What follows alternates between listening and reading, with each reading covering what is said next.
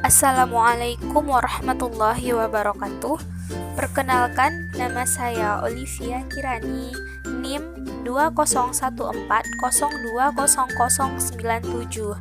Baiklah, di sini saya akan menjelaskan materi dari kelompok saya mengenai Pancasila sebagai sistem etika politik dan ideologi negara.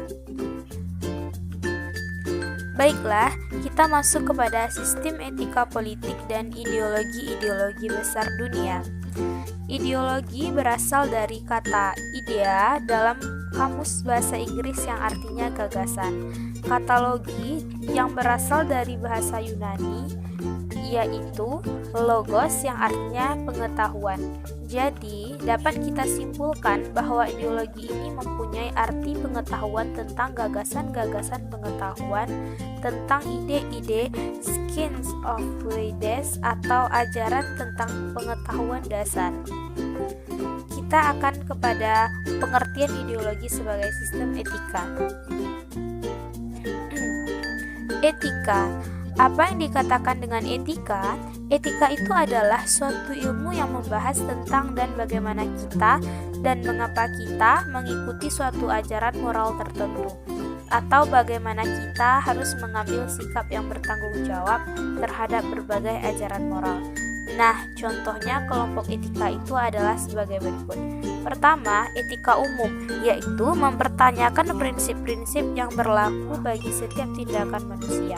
Yang kedua, etika khusus, yaitu membahas prinsip-prinsip tersebut di atas dalam hubungannya dengan berbagai aspek kehidupan manusia, baik secara individu maupun makhluk sosial. Nah, etika khusus terbagi pula menjadi dua.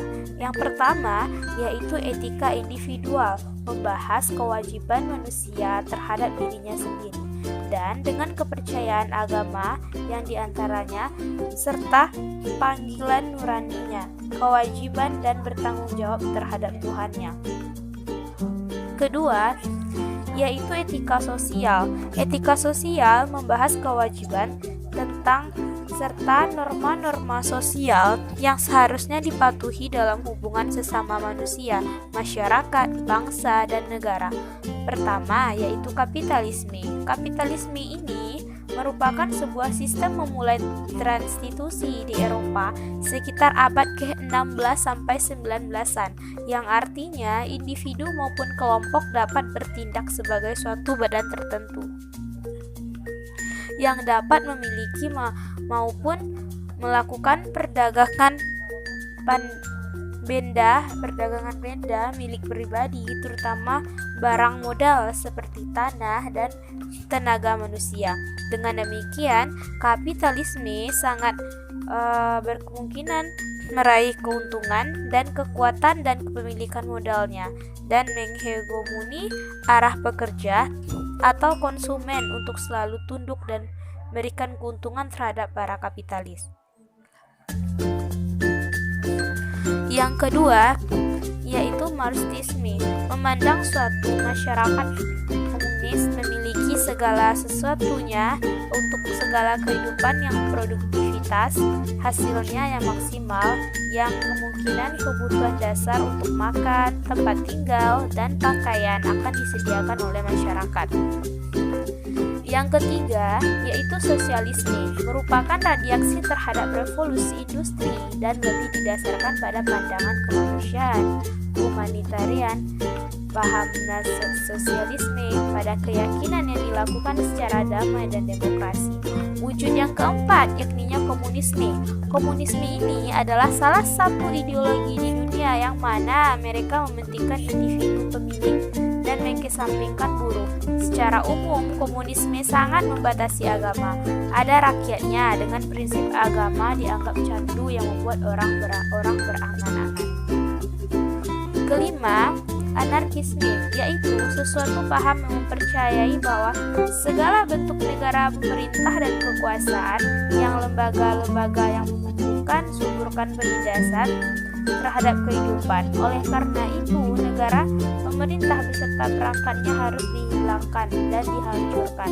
Yang keenam yakninya yaitu fasisme.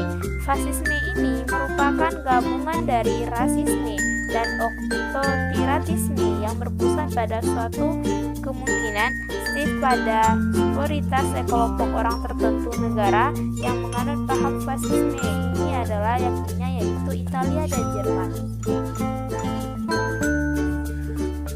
Yang ketujuh yaitu liberalisme. Liberalisme adalah menciptakan sesuatu masyarakat yang bebas dicirikan oleh wawasan berpikir bagi para individu. Liberalisme hendaknya adanya pembatasan khusus dari pemerintah dan agama. Selanjutnya, servatisme. Servatisme adalah sebuah firasat politik yang mendukung nilai-nilai tradisional dan kembali pada nilai-nilai pada zaman yang lampau. Orang-orang yang konservatisme memusatkan konsentrasi mereka pada pembentukan instruksi-instruksi sosial dan politis yang akan menghasilkan kekuatan dan minimalkan kelemahan dan terdapat pada kepribadian berbeda. Yang kesembilan, individualisme. Individualisme dikenal sejak zaman konservatif dalam masyarakat yang ideal. Dari konservatif tidak ada keyakinan atau agama yang dipaksakan. Mereka meyakini akan kebebasan secara individual. Yang kesepuluh, nasionalisme. Nasionalisme adalah suatu paham yang mempertahankan kedaulatan sebuah negara dengan mewujudkan satu konsep identitas bersama untuk sekelompok manusia. Contohnya yaitu negara nasionalisme adalah Turki dan Belgia. Yang ke-11 yaitu Pancasila. Pancasila adalah negara berdasarkan ketuhanan yang Maha Esa. Manusia pada hakikatnya adalah makhluk individu dan makhluk sosial. Manusia merupakan bagian dari seluruh anggota masyarakat organis, mengutamakan kepentingan masyarakat sebagai suatu kesatuan. Semua golongan berada dalam kesatuan masyarakat yang integral dalam naungan negara. Negara tidak memihak suatu golongan atau kelas yang kuat, kepentingan dan keselamatan hidup bangsa seluruhnya sebagai suatu kesatuan yang tidak dapat dipisahkan, perlu diutamakan. Berikutnya yaitu perbedaan sistem etika Pancasila dengan liberalisme dan komunisme. Yang pertama yaitu Pancasila adalah ideologi bangsa Indonesia yang merupakan hasil perjuangan atau pemikiran seseorang atau sekelompok orang yang angkut dari nilai-nilai adat istiadat, kebudayaan, serta nilai religius yang terdapat dalam pandangan hidup masyarakat Indonesia. Yang kedua, liberalisme. Liberalisme adalah merupakan paham yang memberikan pendapatan kebebasan individu, sehingga kesejahteraan bukan menjadi tanggung jawab negara. Yang ketiga, yaitu komunisme. Komunisme itu menggunakan sistem sosialisme sebagai alat kekuasaan sebagai prinsip semuanya adalah milik rakyat dan dikuasai oleh negara untuk kemakmuran rakyat semata.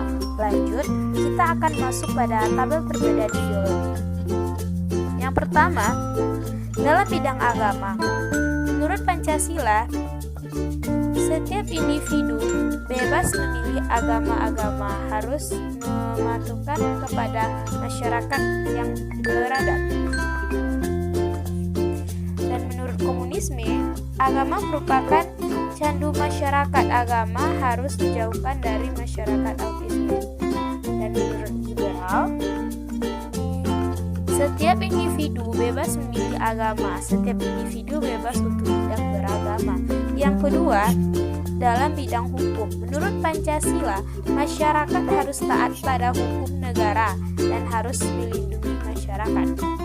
Menurut komunisme, negara bebas menjalankan hukum dan menerapkan hukum di masyarakat. Menurut liberal, masyarakat harus taat kepada hukum dan peraturan negara. Masyarakat diberikan kebebasan asal tidak melanggar hukum. Yang ketiga, dalam bidang politik. Menurut Pancasila, politik diberikan kebebasan di pemerintahan dengan syarat tidak melanggar hukum negara. Menurut komunisme, dalam pemerintahan politik dilarang untuk bebas, hanya ada satu parpol atau berkuasa di pemerintah. Menurut liberal, politik diberikan kebebasan berdampak dipermudahkannya negara dengan tidak melanggar hukum. Yang keempat, dalam bidang ekonomi, menurut Pancasila, masyarakat diberikan kebebasan untuk mengelola sumber daya alam yang ada demi kesejahteraan, namun negara tetap diutamakan. Menurut komunisme, perekonomian sebagian besar di daerah negara untuk kesejahteraan masyarakat. Menurut liberal, sebagian besar sumber daya dikelola masyarakat, namun perekonomian menjadi monopoli negara. Selanjutnya, pengertian Pancasila sebagai ideologi terbuka.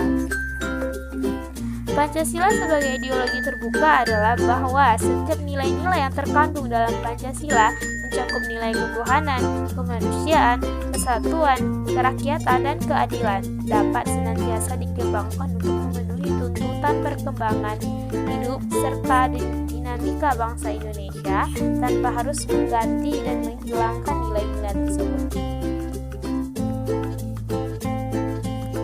Selanjutnya, kita akan masuk kepada syarat-syarat ideologi terbuka. Untuk mencakup ideologi terbuka, Pancasila harus mencakup dalam 3 hal berikut ini. Nilai pertama, nilai dasar. Nilai dasar merupakan sebuah nilai yang mendasar yang biasanya tetap dan tidak berubah, dan ini terdapat isi kelima sila dalam Pancasila. Yang kedua, nilai instrumen. Ini adalah nilai dasar yang dijelaskan secara lebih luas seperti dalam Undang-Undang Dasar 1945 dan undang-undang lainnya. Tujuannya agar masyarakat lebih memahami maksud dan tujuan dari nilai dasar, dan juga terdapat di makna lambang bintang dalam sila pertama Pancasila. Yang ketiga, nilai praktis. Maksudnya adalah nilai-nilai yang dilaksanakan di kehidupan sehari-hari, baik di masyarakat, berbangsa, dan bernegara. Contohnya seperti hormati, gotong royong, dan kerukunan. Dan yang terakhir dari pembahasan kita, yakninya yaitu sebagai ideologi terbuka, Pancasila memiliki 3 dimensi penting, yaitu pertama, dimensi realitas. Nilai mendasar yang mencerminkan realita kehidupan masyarakat, kemampuan ideologi untuk menyesuaikan nilai-nilai hidup dan berkembang dalam masyarakat. Dan masyarakat juga terdapat di makna lambang rantai dalam sila kedua Pancasila. Yang kedua, dimensi idealisme. Suatu ideologi yang ada dalam nilai dasar harus mampu memberikan harapan serta cita-cita pada masyarakat untuk sebuah kehidupan yang lebih baik. Yang ketiga, dimensi pendukung. Dimensi ini bermaksud agar Pancasila bisa mencerminkan atau menggambarkan kemampuan suatu ideologi untuk mempengaruhi dan menyesuaikan dengan perkembangan masyarakat. Baiklah, hanya itulah ulasan singkat dari materi Pancasila sebagai sistem politik dan ideologi negara. Mudah-mudahan dapat bermanfaat bagi kita semua. Wassalamualaikum warahmatullahi wabarakatuh.